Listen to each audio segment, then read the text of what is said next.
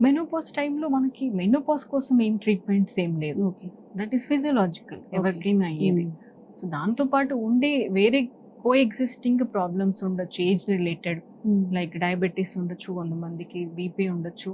So దానికి medicines తీసుకుంటూ walking చేయాలి. తర్వాత వెయిట్ ఎక్కువ లేకుండా చూసుకోవాలి. డైట్ కూడా మనకి ఇప్పుడు ఏజ్ని బట్టి డైట్ అంటారు. అంటే ఒక ఏజ్లో మనం ఏదైతే ఫుడ్ తీసుకున్నామో అది తర్వాత నెక్స్ట్ కొంచెం ఏజ్ ఎక్కువయ్యాక అది తీసుకోలేకపోవచ్చు. సో ఏజ్కి తగ్గట్టు వాళ్ళకి ఏదైతే బాగుంది, డైజెషన్ ఉండొచ్చు కొంతమందికి, అవన్నీ చూసుకుంటూ వాళ్ళకి సరిపడ ఆహారం తీసుకుంటే సరిపోతుంది. రైట్ అండి. ఇక ఐవీఎఫ్ గురించి మాట్లాడదాం. ఐవీఎఫ్ అంటే ఏంటి, దాని ప్రొసీజర్ ఎలా ఉంటుంది? ఓకే, సో ఐవీఎఫ్ అంటే ఇన్విట్రో ఫర్టిలైజేషన్. ఇందులో మామూలుగా టెస్ట్ ట్యూబ్ బేబీ అనేసి అందరూ వాడుక భాషలో అంటారు.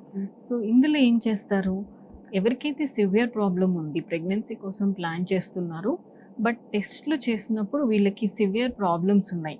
లైక్ మేల్స్లో అయితే స్పర్మ్ చాలా తక్కువ ఉండడము, లేదంటే కదలికలు లేకపోవడము స్పర్మ్స్లో, ఇట్లాంటి సివియర్ ఇష్యూస్కి.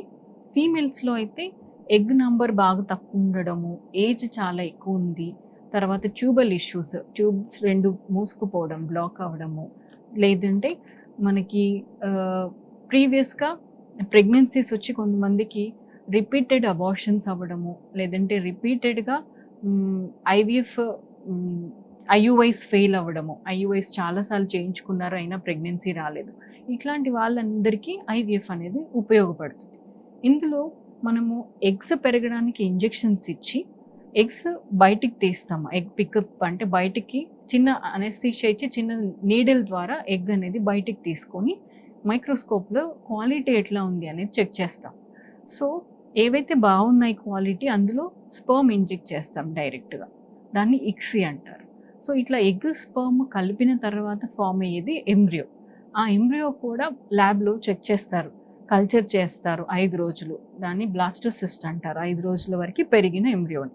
సో ఇట్లా పెరిగిన ఎంబ్రియోలో కూడా కొన్ని బాగుండొచ్చు, క్వాలిటీ వైజ్ కొన్ని బాగాలేకపోవచ్చు.